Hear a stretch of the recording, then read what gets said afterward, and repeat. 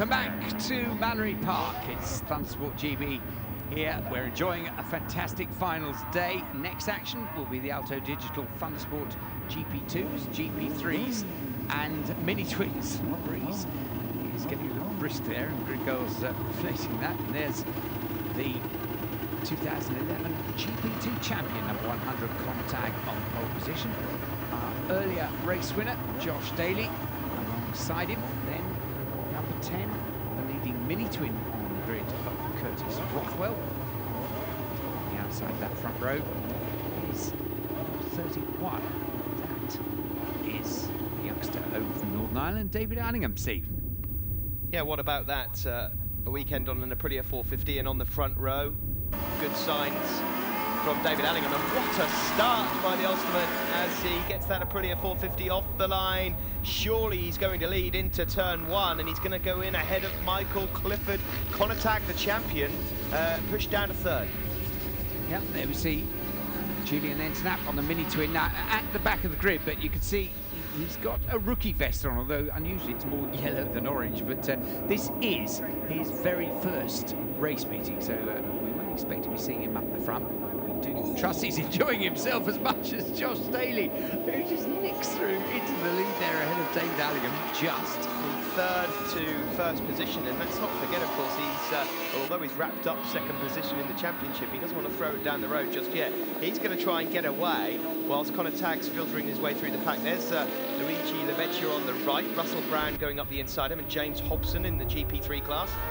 Yes, any number of riders who are also competing in the Aprilia RV 450 GP Championship, taking the opportunity because their machines are eligible to get a run in GP2 as well. Gives them a decent amount of track time, and I think it's great that they managed to do this at every race meeting. It gives them a lot more opportunity to learn the circuits, learn the machines and learn their racing.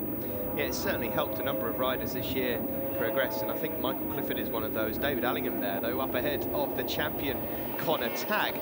Curtis Rothwell on the mini twin, the first of the mini twins, just behind him, is trying to bridge the gap to the leaders. He unfortunately wasn't able to do so in race one. No Ian Popplewell here this weekend, the champion of the mini twins. He's now taking a break through the winter, and hopefully we'll see him back again next year. Yes, I see that another youngster out there, Josh Wood, is also at on a mini twin. So chase down this man. He's currently in fourth place, number 10. It is Josh Daly, then number 25, that leads, but his shadow now is number 100, Conatag, the champion, who, after race one, will try and get out front a little bit earlier on. He left it all a little bit too late in race one and wasn't able to get past on the last lap. Conatag ready to make the move. Yes, and we know, and we've said many a time too, how quickly Conatag can hustle that 450 around, and the fact that Connor has this ability seemingly just to go on and on, getting quicker and quicker the longer a race goes on. You can never, ever discount him. This time he shows his hand quite early on, just moves up alongside and past Josh Daly on the run up to the hairpin there. So Tag leads. Yeah, Daly pushed down to second, and not the best of laps from Daly there. Conatag, meanwhile, is pulled out to 2 and 3 5 length lead already. Curtis Rothwell has got his way past David Allingham. That was into Ed Wiener's that last time around. A tidy move there from Curtis, but it's still a good show here from David Allingham. He's only been on this 450 a couple of times, just proving how easy it is to ride, making the transition from the Aprilia 125 Super Team bike. Josh Daly then out of the slipstream. Is he going to have a look up the inside again? He will if he can, but he's not quite close enough. Yes, I was just thinking, Steve, of course we ought to mention, although we're not going to give the game away, that David Allingham is also one of the stars of one of the other programmes made out of the Thundersport GP action here at Mannery Park this weekend, and that's GP Racing Dream. That programme containing final rounds of the Aprilia Super Team Championship, which really did come down to the wire. A very exciting day's racing, producing the most amazing TV programme as well. Yeah, certainly worth a watch, as is the Superstock 600 Climax, the Thundersport Plus show. That's coming up on Modus TV. Also, the battle between Nick Anderson and Tommy Mountain. You cannot miss that one. Conatag leads the race then. Josh Daly in second position doing the chasing. And on this occasion, Josh not able to lead from the front. Conatag's putting in a series of decent lap times and is trying to pull away. See, two very determined young riders indeed, both very talented. And I have to say, the nice thing as well is they both get on really well off track. They are as hard as nails on it, but very pleasant chaps in the paddock. And Conatag there, just looking over his shoulder, and again, how many times we mentioned it over the season, look at the time he's lost as a result. Josh Daly, so quick around Gerrard's, and he's going to ping out of the slipstream any second now. They're going to be side by side into Edwina's.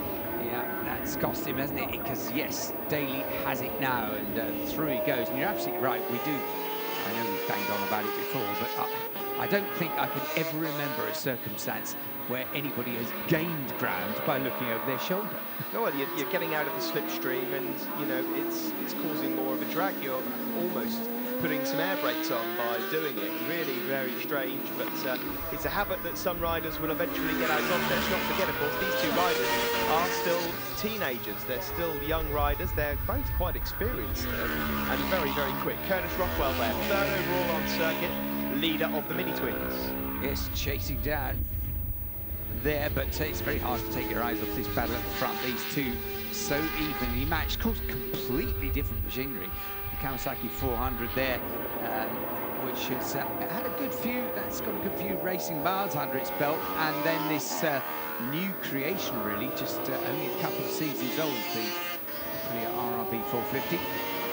Yes, a former supermoto bike turned race bike, and well, they're quite equally matched, aren't they? If you look at them, they're both matching each other's lap times, and it's just a matter of who wants it most here as we come to the climax of this GP2 race, and they're both either side of Julian Enticknap as they go through the bus stop. Welcome to racing. Yeah, a bit of work to do before the end of this for sure, and pit boards out all along the wall there, but well, I know this is something I've said a number of times before too, Steve, and it happens, it's true of a number of circuits, but sometimes you see those pit boards being put out and you think, you know, you have scant chance of really spotting your pit board when you're side by side with somebody having a real battle and trying to get out of the slipstream and get past them, going into a daunting corner like Gerrard's. So one sometimes wonders how much of the information actually can be seen. No, places like Mallory Park, Brands Hatch, Alton Park, very difficult to see any pit boards. The only place I seem to recall where a pit board was very easy to read is somewhere like Snetterton. Conatag running a little bit wide into short, but certainly here at Mallory Park, all you're focusing on really is the breaking point for Gerrard, not a load of information and cricket scores on a pit board. Yes, certainly. I think perhaps as we see the checker flag out there, that is a really good chase to the line, and that was another deserved win for Josh Daly, so he picks up both wins. Conatag second, and of course has picked up the championship. He is the GP2 champion for this year, but Josh will be very pleased. It's a great way to end the year for him. From Curtis Rothwell in third place, he wins the Mini-Twins. Michael Clifford was fourth, David Allingham fifth, and Josh Wood, good finish for Josh, second of the Mini-Twins in sixth. And there we see Josh Daly, he was our overall winner from Conatag and Curtis Rothwell. And there we see the final standings. Tag of the champion from Josh Daly, and Adam Paultham an excellent third in the championship. In the Mini-Twins, it was Curtis Rothwell from Josh Wood and Julian Enticknap. That's the 1, 2, 3. And Ian Popwell, the champion in the Mini-Twins this year, from Sam Nicholson. Curtis Rothwell getting third. And the GP3s, win in the end there, going to James Robinson, the champion, from James Hobson. And there we see that championship confirmed. Aaron Hay was second. James Hobson got up to finish third. Well done to him.